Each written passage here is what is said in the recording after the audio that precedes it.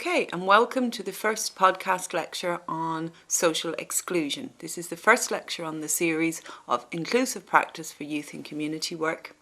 If we're going to be examining for an entire term what is social inclusion, we're going to start with the very first week and look at the concept of social exclusion and what that may be, so that we have an understanding of what it is that we're talking about combating through our practice. Okay, now social exclusion is quite a contested concept. It's a new word. If you went home to your parents, or certainly to your grandparents, and said, I did a lecture today on social exclusion, they'd probably say to you, we didn't have any of that in my day. And then you could simply tell them, but it's only a fancy new word for poverty. And they'd understand.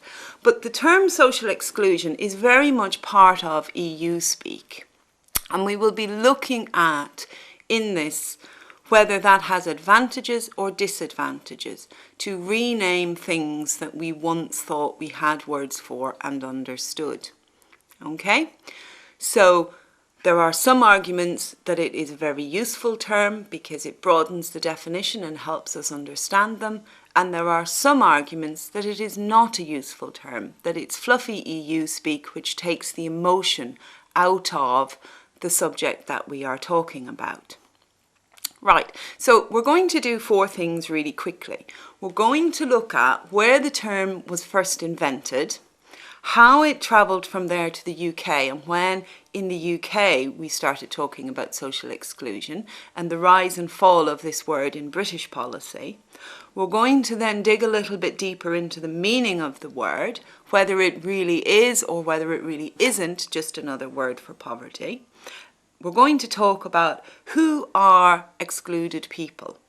And then we're going to look once more, having covered all those things, to that original question I posed to you. Is it a linguistic ploy to not talk about poverty, or is it a useful term that helps us broaden our understanding?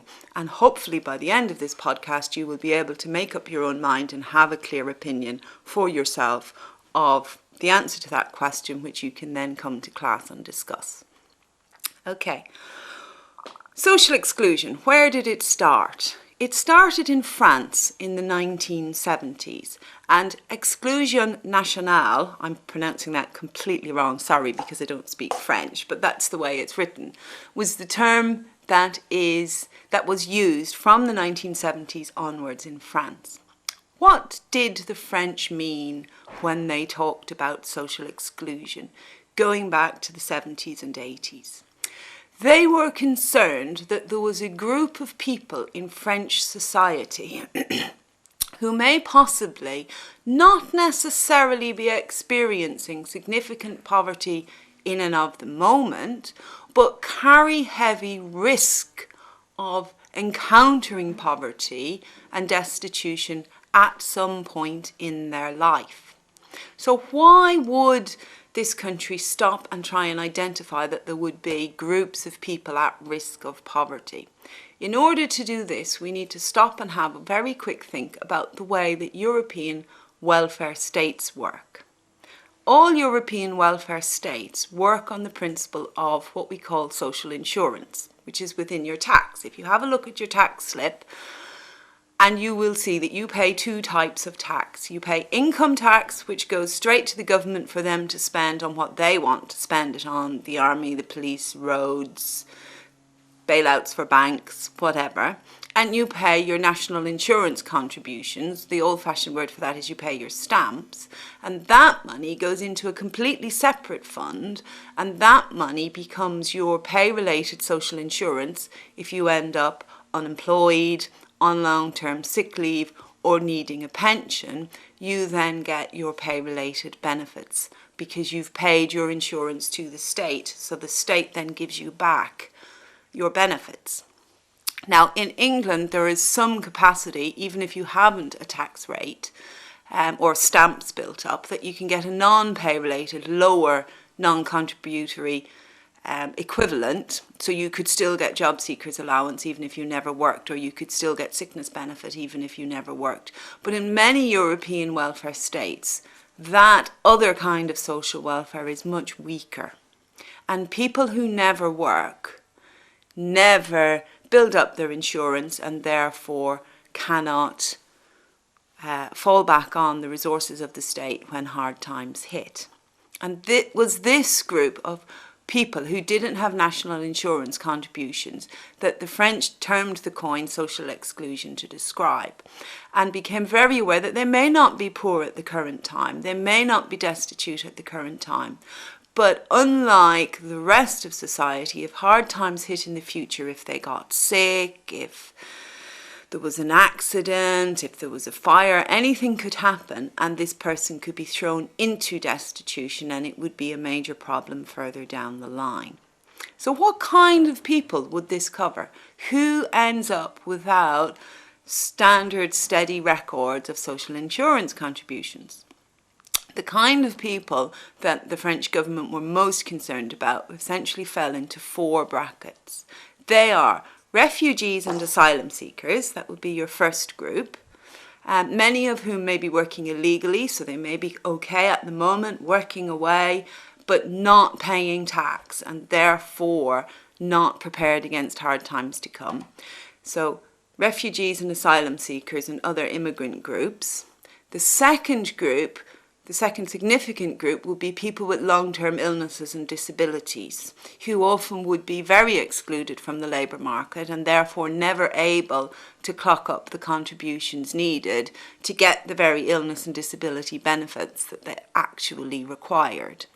The third group that were explored were very much mothers, and in particular lone parents, who would find that their labour market participation would be disjointed, haphazard. Maybe they'd work for a few months while they had childcare, then maybe they wouldn't work for a few months while they didn't have childcare, and they weren't clocking up the steady social insurance contributions that were particularly required for more stable benefits and therefore more stable income in the long term. Okay, and then the fourth group that the French were particularly concerned about was actually just women in general, whose employment track records and employment histories could often be quite different from men's. So they may have taken a long career break where they weren't building up their stamps, as we used to call them here in the UK. And in later years then, maybe they're a widow, maybe their husband has died, and they've no stamps of their own to call on. So it was these 4 groups that French society felt were being excluded from the rights of citizenship that other people had to take for granted, and that they felt that there was a need to sit down and look at the way their welfare state worked and was it really taking care of everybody. So that was the origin of the phrase. And as you can see, it was from kind of a different time and a different place. And it was very much a concept not of poverty in the current moment, but of risk of poverty at some point in the life course, because this person was slightly outside of and excluded from the benefits that mainstream society had access to. From France, the EU, the European Union, adopted this idea of social exclusion quite quickly. And by the early 90s, the European Union were encouraging every member country to have social exclusion policies. And there's a lot of discussion about how quickly this term social exclusion spread across the EU and where all these policies came from. And these discussions focus on 2 separate aspects. The first is that this was a progressive, important, equalising standpoint that the EU was taking, because the EU was demonstrating significant concern, particularly on a country-by-country basis, that wealth, fairness, justice and equality would spread across the board. So a peripheral country should have access to the same resources as one of the more central, wealthier countries. And this was what the concept of social exclusion was all about. On the other hand, the criticism, which we will come back to again, is that many European countries were happy to go away and write up their social exclusion policies and open up their social exclusion units to study social exclusion, because it didn't involve admitting on the international stage that they had any kind of a problem with poverty in their countries. And any European country could happily have a social exclusion policy while still saying on the international stage, nobody is poor in our country. We're a modern, wealthy European nation, and nobody who lives here is poor. So that's the two sides to the coin of the rapid spread of the word across Europe. The UK was one of the very, very last countries to adopt the word or to start looking at it in any serious way. Far from admitting that England had any poverty, Britain as a whole was particularly reluctant to admit that there could even be any such thing as social exclusion happening here.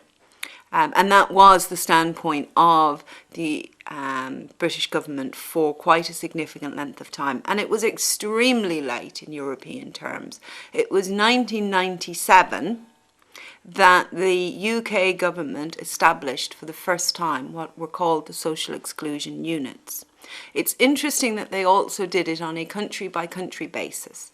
So when I refer to the social exclusion units, that is an England-only initiative. The government of Northern Ireland set up a completely different social exclusion task force of their own. Wales had their own, Scotland had their own, and each country within the 4 countries of the United Kingdom had their own quite separate, not joined up or linked up social exclusion units. And in England, focusing on the English one, we had the social exclusion unit from 1997. Now, this unit, again, like everything else, it came in for a lot of praise, it came in for a lot of criticism. During the time of its existence, it produced 50 pretty large, heavy, weighty pieces of research, which then informed policy documents that the British government enacted to try and eradicate social exclusion from British society, and to try and tackle child poverty in particular as well as a linked part of that. But if we had a look at what these 50 documents cover, they cover just about the widest range of subjects you could imagine. They cover rough sleeping, they cover teenage parenthood to young women under the age of 16. They also cover, and this is one of my favourite ones, the terrible lack of life skills of 15 to 25-year-olds. And that was another policy document that the British government produced through the social exclusion units. Now, the social exclusion units only set up, as I said, very late in British society and did generate in England in 1997 and did generate these 50 policy documents, which became very important in particular to governments in terms of taking decisions around what direction they would steer in order to alleviate social exclusion based on the expertise and knowledge that was being produced. But they didn't last. The idea came about that the social exclusion units were too expensive, that they didn't need to be a whole department by themselves, that they were too wieldy to run. A lot of criticisms from the outside accused them of producing fluff, not research, saying that the documents that they produced were absolutely enormous, massively expensive, and said nothing and never developed any critical analysis. And that research really just doesn't work when done in that way. So in the 2000s, the social exclusion units were abolished and merged with the Department of the Prime Minister. So the social exclusion task forces became part of the Office of the Prime Minister, and the level of output significantly reduced. With the election of the Conservative and Liberal Democrat government 2 years ago, we then saw the complete and total abolition of the social exclusion task forces, and all civil servants and researchers who had been employed by the social exclusion task forces were moved over to the big society units and told to go and research and write policy about how to promote a big society instead. The idea being that if we had a big society, we wouldn't need to worry about social exclusion. So where in the beginning I said social exclusion is an idea that came late to England and left early, this is exactly what I mean. It's an idea that rose and is now, for the last 2 years, officially dead and replaced by the idea of the big society. In how many ways is that a bad idea? In how many stars are there in the sky? But that will be another lecture. Okay? So, the meaning of the word, what is it that this social exclusion unit was worried about for so long, but not anymore? What is social exclusion? I want to very quickly, I know it's very slightly dead to just read from a book.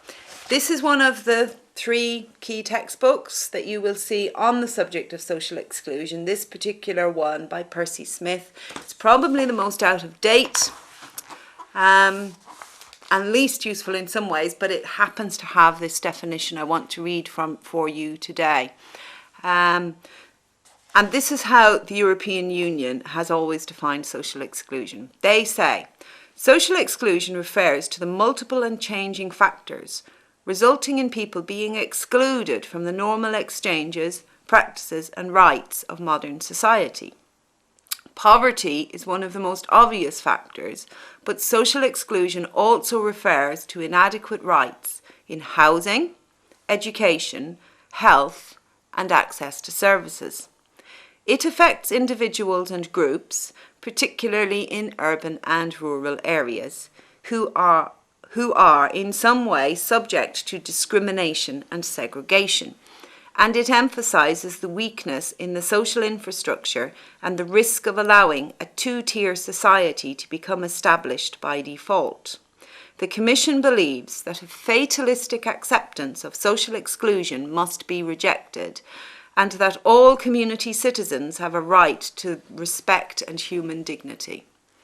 So this is how the European Union defined social exclusion. The English social exclusion units never produced such a all in one place coherent paragraph that explained how they saw it, but the difference that has often been commented on in any of these textbooks that you would read on the subject is that English definitions of social exclusion tended to lack the word citizenship, which will appear in any European or any other country's definition of social exclusion.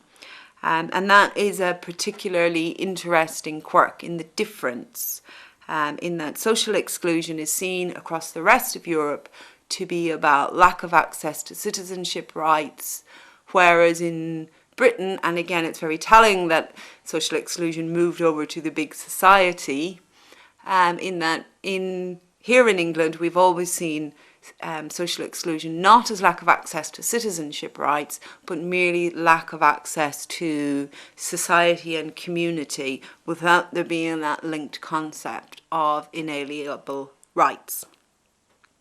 Okay, drilling down into it a little bit more, looking at slightly more than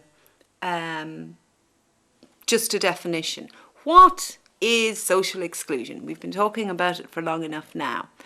Who are socially excluded? You've probably developed a sense. We've already named those original groups from France: lone parents, women, disabled, and immigrants. Now, the British social exclusion task forces named 3 of those 4 groups as their main concern. The one that was obvious by its absence were immigrants, refugees or asylum seekers in particular, who the English social exclusion task forces didn't initially name as a big area of concern. But one of the links that I have put on your Moodle for you is a very scathing commentary by an author called Frank Freddy talking about social exclusion units, no thank you, which I'd like you all to have a look at. It's a very short little piece by an academic working in Kent. And he is criticising the social exclusion units, very particularly for having such a broad range of focus that they become meaningless. And he lists all the groups in society who could be considered to be socially excluded.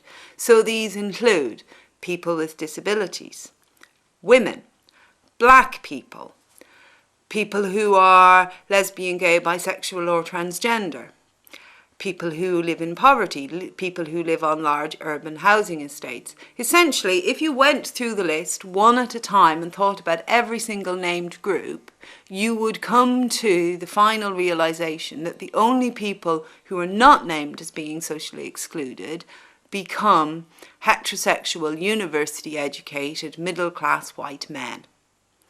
And Frank Furedi's argument in particular is that this makes the term meaningless, because it stops being about any one thing. It stops being about poverty of those who are poor, or discrimination of those who are targeted and excluded in specific ways from society because of membership of particular groups.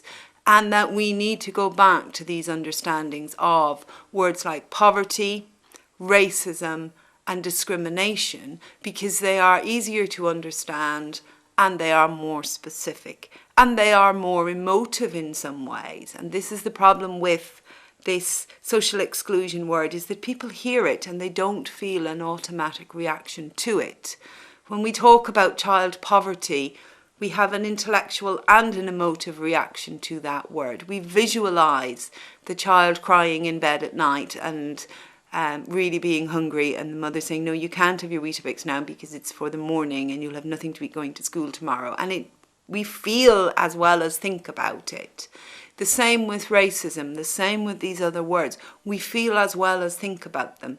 We don't feel as well as think about social exclusion. It's easier to push aside, just another bit of EU speak, we're grand and we can keep going as we are. So that brings us to the point. It's up to you. What do you think? Is the term really useful, or is it useless? One of the arguments that is made in one of your other core textbooks, looking at the fact that it can be a useful phrase, is the argument that the term social exclusion in and of itself implies that a person has been excluded. And if a person has been excluded, that is something that has been done to them. A person cannot socially exclude themselves by definition. A person can only be excluded by others, by society at large. Whereas our other words that we've mentioned, words like poverty, words like racism, don't carry that instant and obvious realization that this is something that has been done to them by someone else. You could be in poverty and it's just happened to you. Whereas if you are socially excluded, society, the state, the institutions around you have chosen to exclude you. And this is one of the arguments that's made, that it is a useful phrase. Problem is, not everyone would necessarily agree with that, and there are other understandings of social exclusion which have emerged from the social exclusion task forces, which do very much describe social exclusion as being a product of the personal failings of the individual excluded person. So, it's over to you. Come to class with an opinion formed, hopefully, or the beginnings of one, and we will do some exercises and explore some ideas in the seminars about where social exclusion actually comes from and whether or not it's a useful word that we want to draw on. Thank you.